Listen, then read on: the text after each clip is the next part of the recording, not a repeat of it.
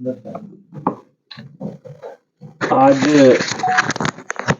आप लोगों को सारे मेरे भगवान अनुमंडल और चंपारण के सभी मीडिया हाउसेज और सब मीडिया से जुड़े बंधुओं को मेरा बहुत बहुत प्रणाम और धन्यवाद आज आने के लिए। आज का जो कॉन्फ्रेंस ये रखी गई है उसका मुख्य उद्देश्य है कि जो नेता प्रतिपक्ष हैं, जो विपक्ष के आज मुख्य अध्यक्ष हैं बिहार के, Shri Tejashwi Yadav ji, x deputy CM Bihar, जो माननीय हैं, वो 7 तारीख को 12 बजे बगहा में आ रहे हैं। उनका आगमन हो रहा है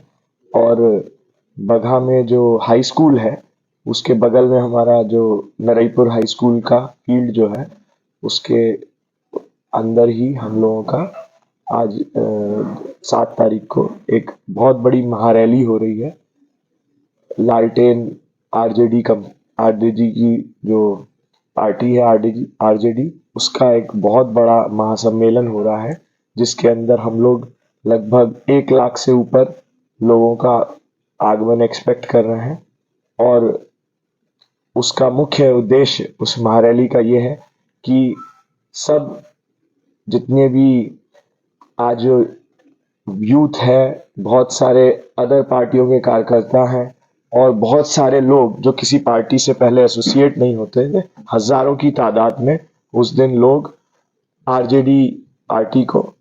ज्वाइन कर रहे हैं। और हम भी साथ ही में अपने सारे कार्यकर्ताओं के नए कार्यकर्ताओं के रूप में आरजेडी पार्टी में ज्वाइन कर रहे हैं। और मेरा ये मानना है उनके आने से सारे जो एग्जिस्टिंग, जो अभी वर्तमान में जितने भी कार्यकर्ता हैं, उनको भी बहुत बल मिलेगा और उन लोगों को भी जो पार्टी को मजबूत करने को मिलेगा। और उसी में सारी बातें होंगी, वो अपनी जो भी उपलब्धियां हैं वो बताएंगे और जिस तरीके के हालात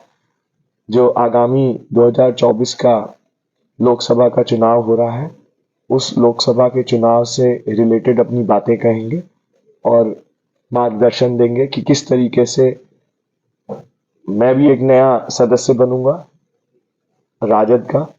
और अपना मार्गदर्शन सब लोगों को, सब कार्यकर्ताओं, सब समर्थकों को देंगे।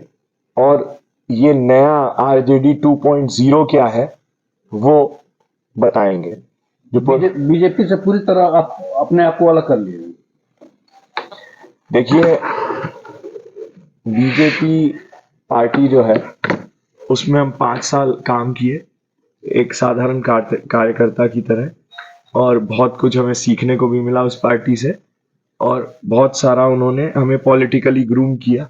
मगर किन्हीं कारणों से भारतीय जनता पार्टी का जो कार्यकर्ता है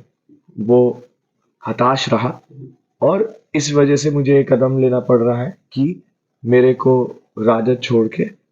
भारतीय जनता पार्टी को छोड़ के राजद को ज्वाइन करना पड़ रहा है। और अपने से अलग लगभग कर चुके हैं, मगर हमने भाजपा के जो हमारे जिलाध्यक्ष हैं उनसे हमने फोन करके भी अपना बता दिया है निर्णय और उनको जानकारी पिछले 1 हफ्ते से है, मगर लिखित में वो किसी कारणवश बाहर जाना उनको बेतिया पड़ा था। मुझे लगता है कल तक वो आ जाएंगे और हमारा इस्तीफा रिसीव कर लेंगे। मगर ये एक अलग बात है। मेन है भविष्य के बारे में देखें। भविष्य ये है कि हमने राजद जो ज्वाइन करी है तो तेजस्वी यादव जी से ये वादा करके करी है कि हम राजद को लेटेस्ट जो वर्जन होता है, जैसे आप देखते हो कि नया मॉडल आया फोन का, नया मॉडल आया गाड़ी का, ऐसे नई राजद, नया मॉडल, नए भविष्य के नौजवान की और महत्वाकांक्षाओं की राजद को हम लोग ज्वाइन कर रहे हैं। और उसके बारे में उन्होंने हमसे कुछ अपना विजन डिस्कस किया, हमने भी अपना विजन डिस्कस किया और वो सबके सामने रखेंगे कि हम किस तरीके की नए तरीके की राजद को हम लाना चाहते हैं बिहार में। और जो आजकल के यूथ और आजकल के जितना भी नौजवान है और हमारे जो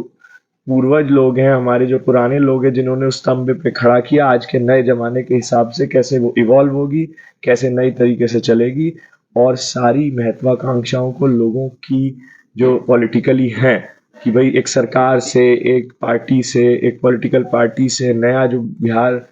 एक यंगेस्ट स्टेट है हिंदुस्तान की, उनकी महत्वाकांक्षाएं कैसे पूरी कर पाएंगे हम लोग, क्या हमारा प्लान है, क्या विजन है, ये वो वहां पे बताएंगे। वाल्मीकि नगर से आप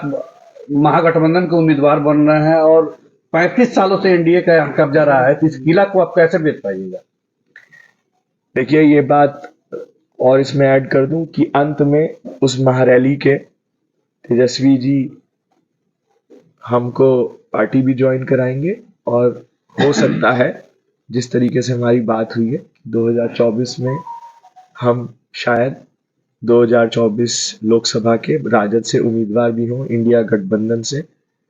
और उसको कैसे भेदेंगे हम, कैसे नहीं भेदेंगे, ये तो 4 जून बताएगा। सारी अपनी स्ट्रेटेजी क्यों बताएं, ठीक है ना। जब कोई काम करना है तो कोई स्ट्रेटेजी भी ओपन नहीं करनी चाहिए, मगर ये बात तय है कि हम लोग